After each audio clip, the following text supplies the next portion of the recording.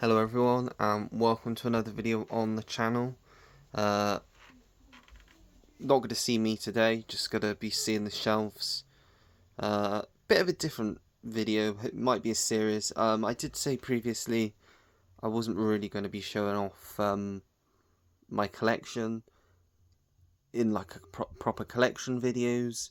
I was more going to do like different kinds of ways to show off my collection, which I have done. But I thought in case anyone missed, I am going to do, because my collection, as you may know from an update a few months ago, is now categorised by genre, but still alphabetical in genre. So I thought I'd kind of go through each genre, but also like show you what I've got, but also while doing so, maybe do a bit of a cull, get rid of some that I might not need.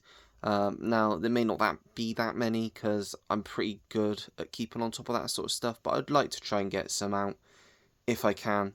But I thought today we'd start with my horror selection, which is definitely getting bigger. I'm definitely getting into horror a bit more. But yeah, we'll get started. It's a mix of different sort of horrors. There's horror comedies, sci-fi horror, lots of different mixed psychological horror. But yeah, we'll go through and get started with this. I'm not going to pull them out, I'll just point at them and talk about them. So first up we have 28 Days Later. Fantastic, like, sort of post-apocalyptic virus film. Won't call it a zombie film, because it's not really a zombie film. It's about a virus that infects people and makes them go crazy. Obviously the rage virus. But Cillian Murphy's like sort of breakout role. You've got Brendan Gleeson in there as well, Naomi Harris, and Christopher Eccleston, who kind of plays the antagonist in toward like the second half, I'd say, of the film. Yeah, really solid. Definitely keeping that one. Then we have Abigail, which was a really big surprise from last year. One of those that I kind of wished I hadn't seen the trailers going into it, because the trailer does kind of spoil a twist in the film that I think probably would have been more rewarding if I hadn't have known it. But still, a very enjoyable film. Really like Radio Silence's directors, and I am definitely looking forward to another one, a sequel that they'll be doing for a film that will be later on in this list. Then we have the first Annabelle film. Not the best. It's got its moments, but it's probably the weakest of the three films for me personally. But obviously, still worth keeping as a set. Annabelle Creation, definitely the best Annabelle film and probably the best Conjuring Universe film outside of the main series. Really great, really tense, really creepy. Great story, obviously, about how the doll Annabelle was created originally, set like an orphanage in the middle of nowhere. Yeah, really enjoy Annabelle Creation. Then we got Annabelle Comes Home, which is a pretty fun film set around the Warren's daughter and her friends, or I think a babysitter or something, whilst they're at home, and Annabelle like starts causing problems, and the Warrens are in it for a little bit, but not very much. It's, like I say, it's more of an Annabelle film, but it's a lot of fun. I'd probably rank it second out of the three films. So yeah. Then we have Arachnophobia, which is a great little 90s like spider comedy horror with Jeff Daniels and John Goodman. Really good. Basically, this town gets infested with these killer sort of spiders. And you've got Jeff Daniels, whose home seems to be at the centre of everything. And John Goodman comes in sort of halfway through, I think, from memory. And he's like the exterminator. Yeah, really fun film that is. They got classic Beetlejuice. Yeah, just a classic Tim Burton film. Michael Keaton's brilliant. Yeah, really do enjoy that. And I do need to grab the sequel, because I did enjoy that one as well. The Black Phone, which we are getting a sequel to in October. Really surprised again by that one. Really good, tense, more of a psychological horror, I would put that one as. Ethan Hawke's brilliant in it.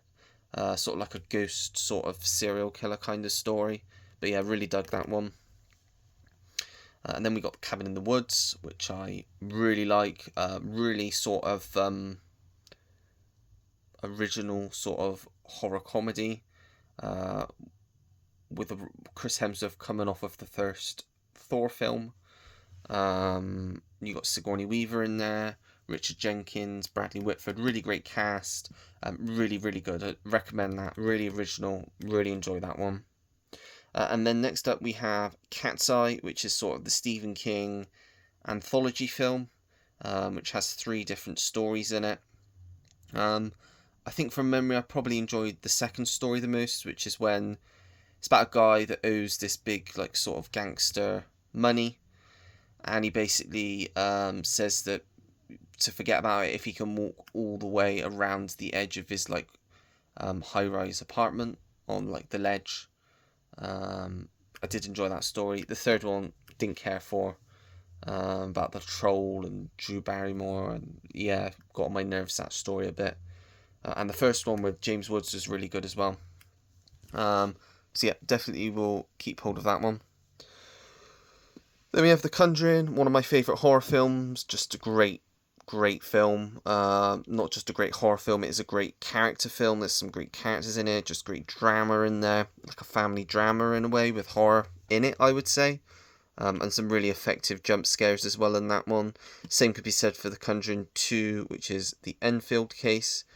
Really enjoyed this one as well. On a par with the first one, obviously set in London in this one.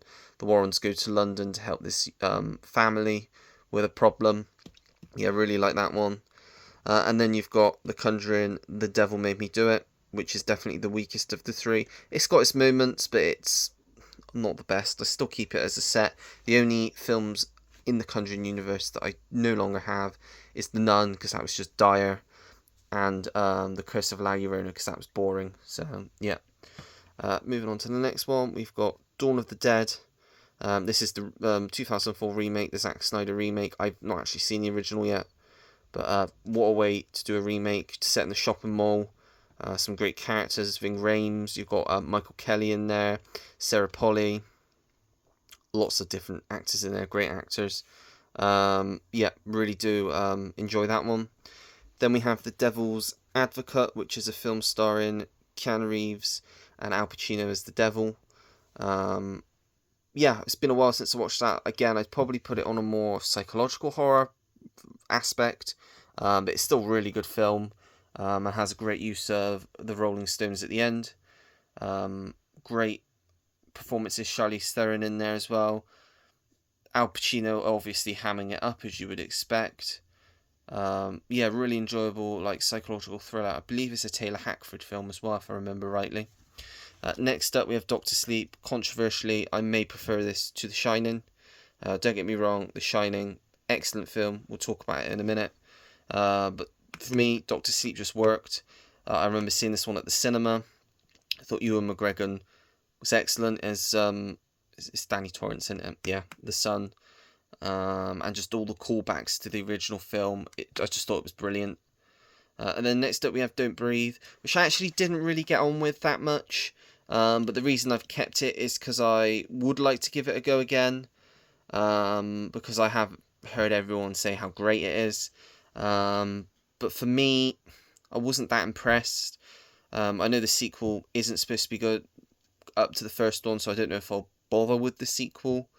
But yeah, I don't know. I might get rid of that one at some point, but I do think it's worth maybe giving it another watch at some point. Then we have Escape Room 2, Tournament of Champions. I don't own the first one because I think it's quite hard to come by now. But they're both very fun films. They're not particularly well made films, but I like the concepts of them. I just like the way the films themselves play out, and these little scenarios that these characters are in, like in the escape rooms. So yeah, just a fun film, but nothing too great. Then we have the original Exorcist, obviously the William Friedkin classic. This is the extended director's cut and the original theatrical version. I believe I watched the extended cut because it did feature Regan doing the spider crawl down the stairs, which I don't think is in the theatrical cut. For me, I watched this at a time where we're now kind of desensitized to a lot of these things. They've been spoofed to God knows how many times. So unfortunately, I found this one quite funny, which I don't think was the intention of the film, especially not back in the day when it came out. but I still appreciated it for what it was, and I did really enjoy it. I would be interested to check out the sequels, although I've heard the second one is really bad. I think the only person that really enjoys that is Jodie. But then again, I'm the only person that enjoys this next one, The Exorcist Believer, which is sort of like the reboot of the Exorcist films, bringing back Ellen Burstyn. And 2 different kids get possessed in this one. This is like a family, a dad, and yeah, I don't know why I enjoyed this, because like I said, I know a lot of people really didn't get on with this one, but I watched this one. I didn't see it at the cinema. I got the Blu-ray of it because I wasn't too bothered about watching it at the cinema, to be honest.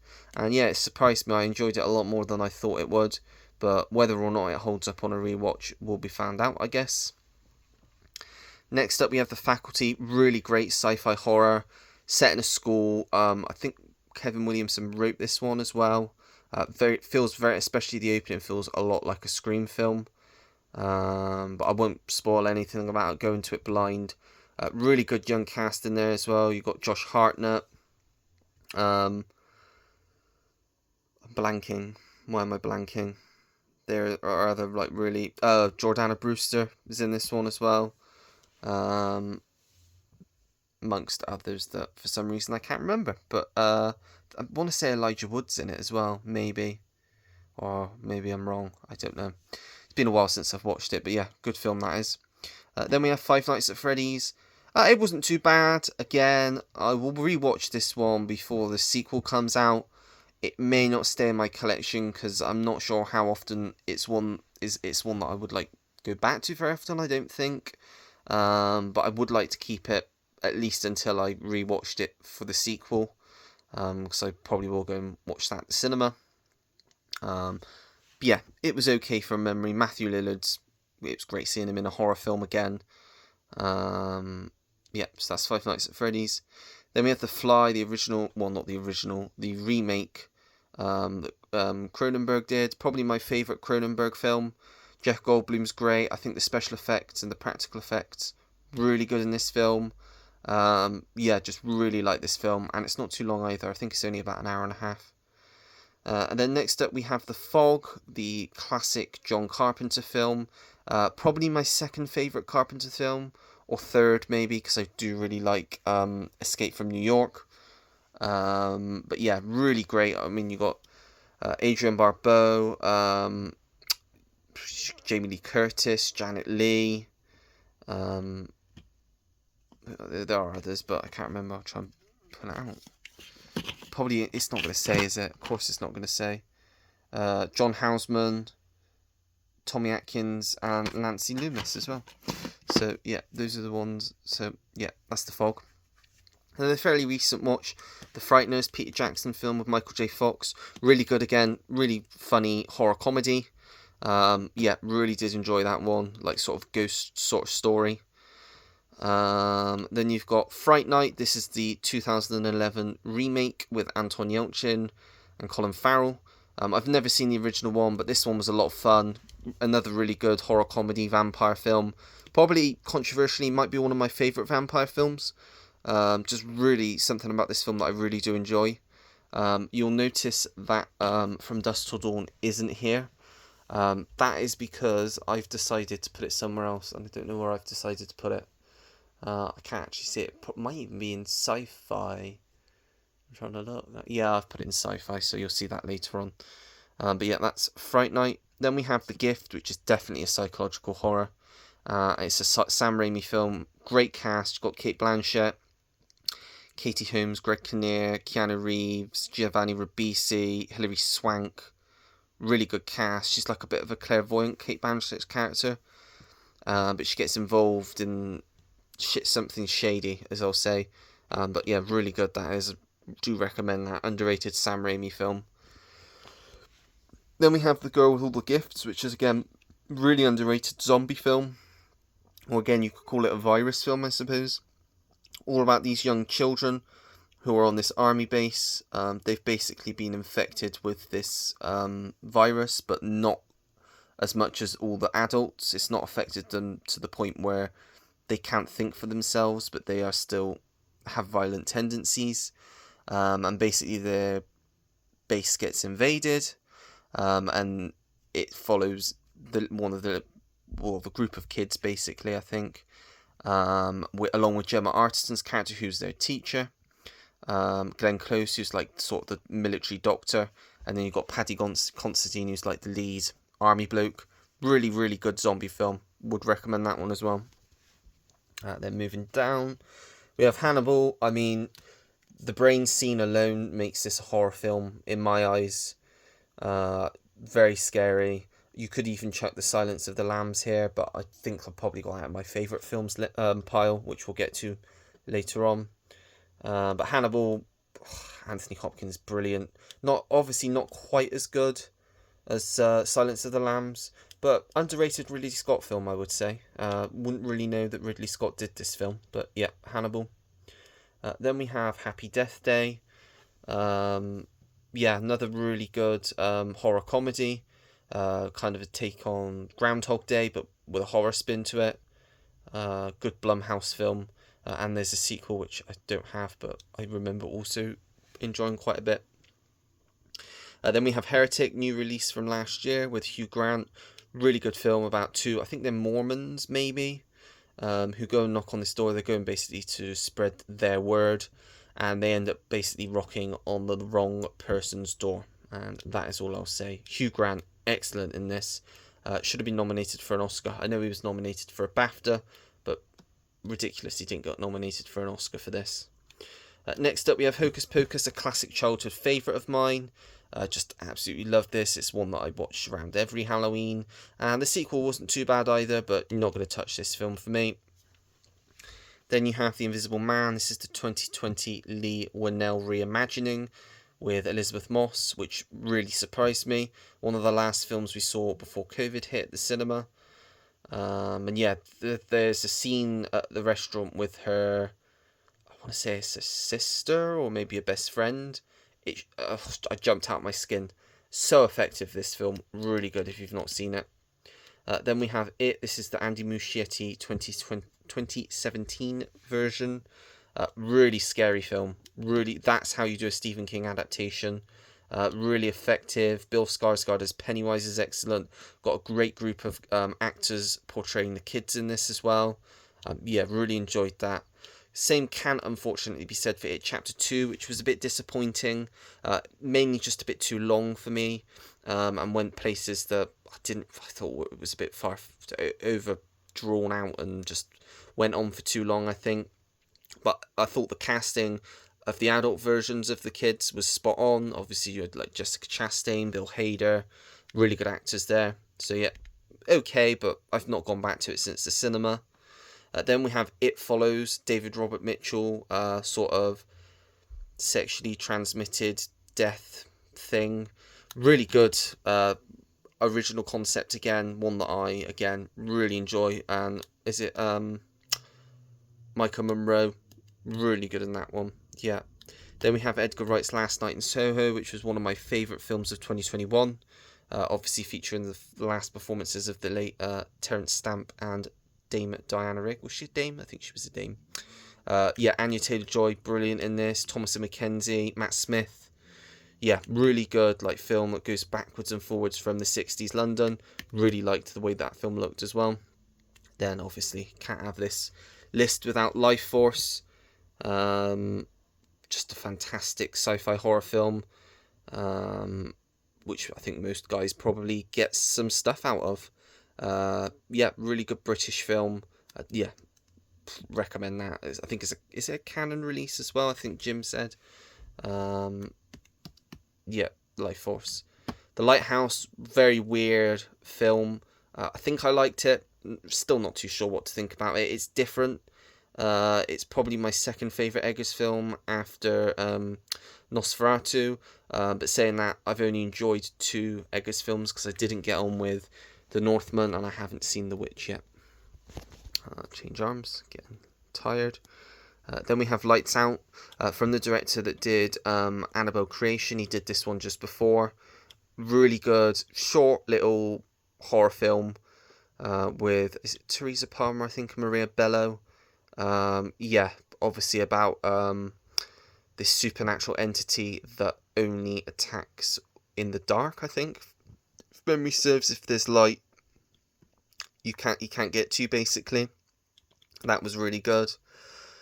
Then we have last year's Longlegs. Nicolas Cage, incredible in this. Just some of the dialogue that he gives in this film is just so good.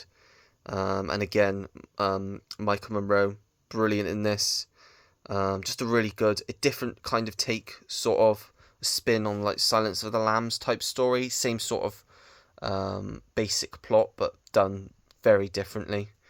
Then we have Malignant, James Wan film. Again, really good original film about a young girl that basically, well, she's not that young, but she can see people getting killed before they get killed, so she's trying to stop it, and she's trying to find out why this is happening to her, and obviously who's doing it.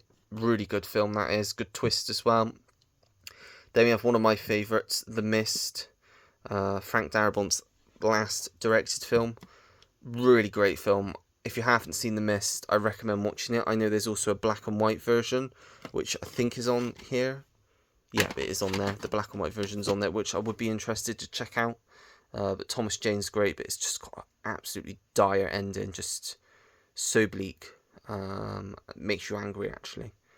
But yeah, that's The Mist. It's proven here to be pretty good. I'm pretty good at the moment. Nothing that I thought, oh yeah, definitely don't want that. Next up, we have Near Dark, another really good vampire film.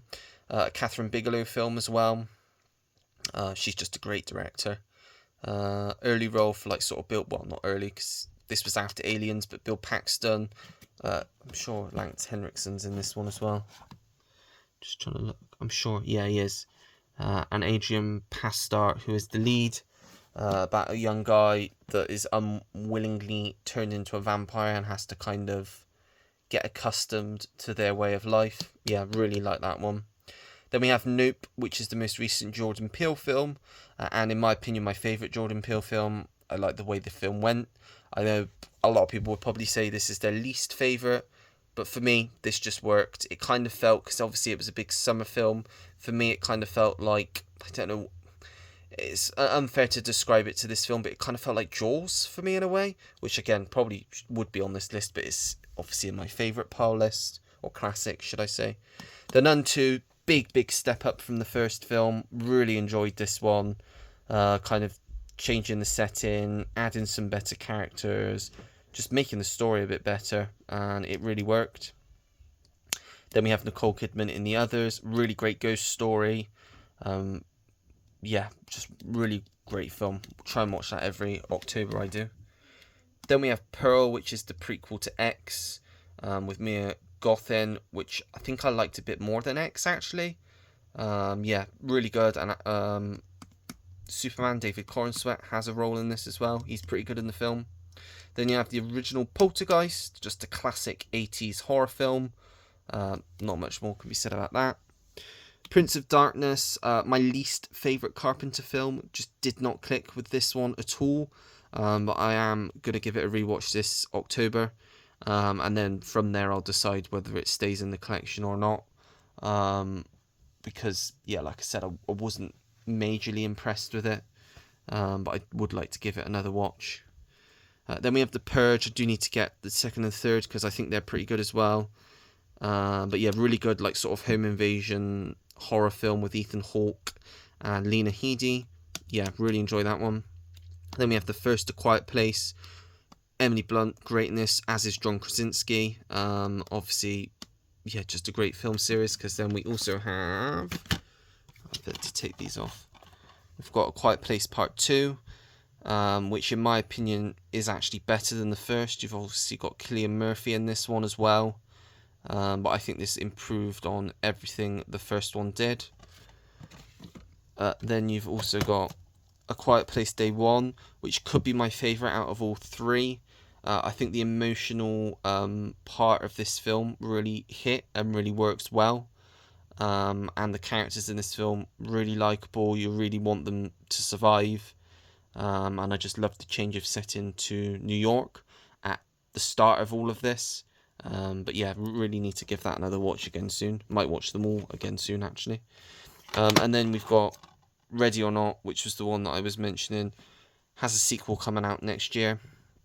Really great horror comedy. Samara Weaving's excellent in it.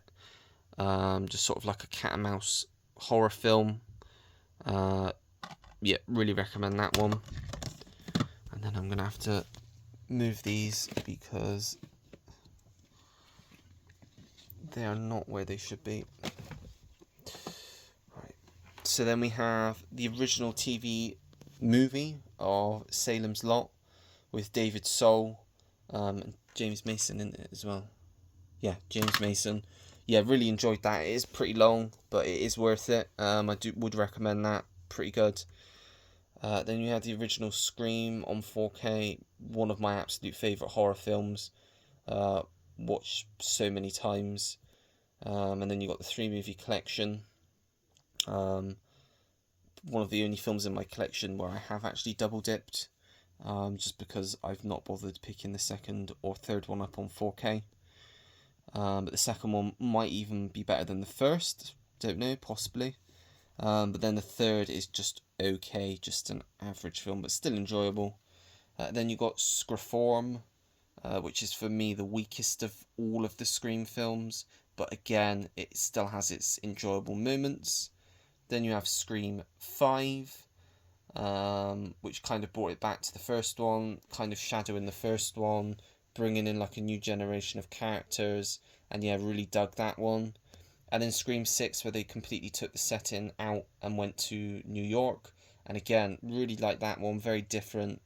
Thought it was quite refreshing for the franchise, and yeah, we'll just have to see what they do next with it. Next up, we have The Shining. As I said, still a brilliant film. I do personally prefer Doctor Sleep myself, but Jack Nicholson as Jack Torrance in this is incredible. Should have been nominated for an Oscar for his performance in that. And then we have Sleepy Hollow, another like October staple for me. One of my favourite Tim Burton films. Johnny Depp's great, obviously about Ichabod Crane going to Sleepy Hollow to kind of find out about the Headless Horseman killing all these people, about this conspiracy. Yeah, really good film, and it's got a great cast in it as well. Then we have, sorry if I got a bit close there, Split, the second film in the Unbreakable trilogy, or whatever they call it. And my second favourite, I'd probably put it in release order as to how I like the films. But James McAvoy, incredible in this film, just shows his range playing that many different sort of characters. So yeah, that's great. My favourite sci-fi film, probably my favourite horror film of all time as well. Top 50 film, probably should be in my favourite films part, not in this section. But The Thing, John Carpenter's masterpiece. Kurt Russell's brilliant, just never gets old watching this film. Absolutely adore it. Scary Stories to Tell in the Dark. Sorry if I'm getting lower, I'm just trying to make sure that I don't hurt myself. Yeah, really good, like sort of teen horror film based on a book. I think they're supposed to be doing a sequel to that. Definitely be interested in seeing that, because yeah, that was a lot of fun. Same could be said for Sting. That just a lot of fun, small budget sort of horror comedy about a spider that just grows bigger and bigger and starts eating lots of different things. Yeah, lots of fun with that one. Then we have Us, which is the second of the Jordan Peele films. Probably my least favourite, although I have only seen it the once, so probably do need to give it a rewatch. And then we have White Noise, really underrated Michael Keaton horror film where he's trying to contact his dead wife over like radio or something. Yeah, really like that one. And then we have X, the first of the, is it the X trilogy, I suppose it's called? Which, yeah, again, really good film, kind of a homage to like snuff film, 60s sort of horror film, and a great cast as well. And I think, I'm just looking, I believe that's it. Oh no, we have got two more over here. So we have Wolfman, which is from this year, the Leigh Whannell directed one, which I really liked. I liked the way they took the story and the character and what they did with it. And then finally, we've got You're Next, Adam Wingard's sort of breakthrough film. Just a great slasher film. Yeah, really like this. Just, again, reminded me a bit of Ready or Not, just the setting and the way the story played out. But yeah, I do really enjoy that one as well. So yeah, that is it for this video. Like I said, I'll kind of, if you enjoy these ones, I'll do these again for each of my categories. Like I said, that one was pretty easy because there was nothing that I needed to take out. But I'm not. Well, there's a few things I'm unsure of, but I do need to give them a rewatch before I decide. But yeah, like I said, I'm pretty good at weeding stuff out when I know I'm not going to watch it again. But yeah, that's it for this video now. If you like it, make sure to give it a thumbs up. Subscribe if you want to see more videos like this. Turn your notification bell on so you know when I have a new video uploaded to the channel. Comment down below anything and everything. As you know, I always take the time to get back to anyone that leaves me a comment because I really do appreciate it. And that's it. So until next time, everyone, take care. Goodbye.